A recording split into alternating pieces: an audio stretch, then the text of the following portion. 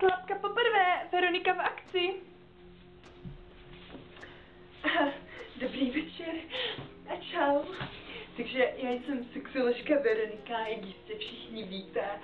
No a budu zodpovídat tady veřejně, podotknu, na otázky, které mi byly doručeny. Ano, doufám, že souhlasíte.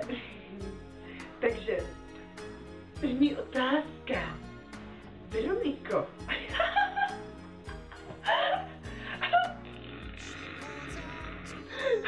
Se pak stydím to přečíst normálně.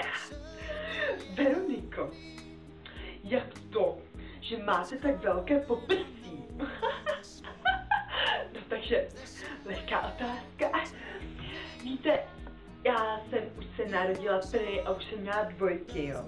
Takže a potom do těch 15 to roste, no vyrostlo tohle, ale mám jedno prso větší než druhé, jo, a to jedno také tvrdé a to druhé měkčí. A to je furt. Já se prostě pestím. Další otázka. Veroniko.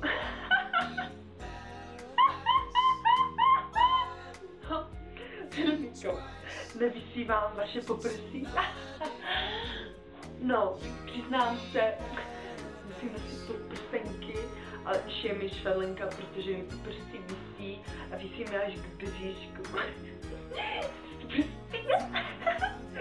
Jo, no a já mám svou milenku Ilonku, jo, no a tak ona mi jako vždycky jako pomůže, jo, tak mu je podří, takže to je bez pohodě všechno, jo.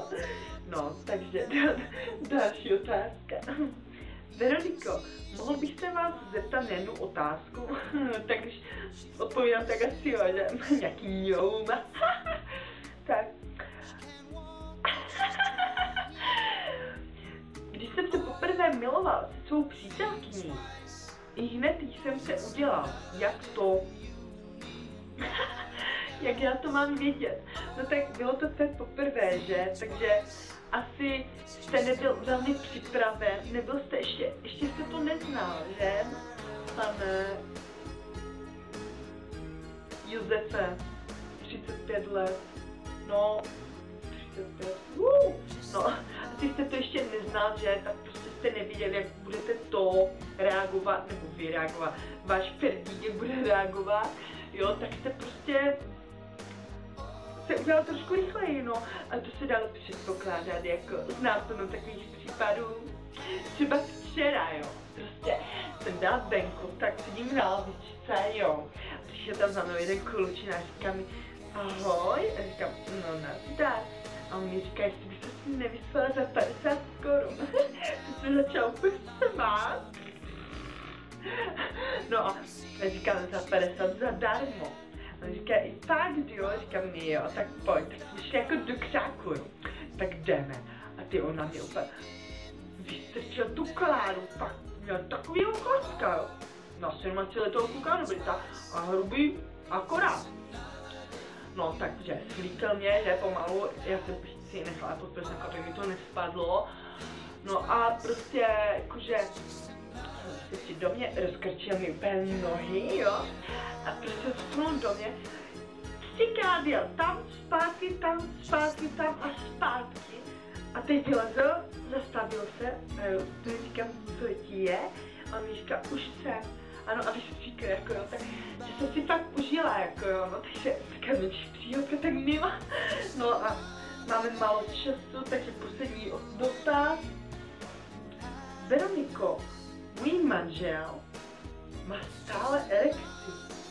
Já už to nemohu vydržet. Poraďte mi.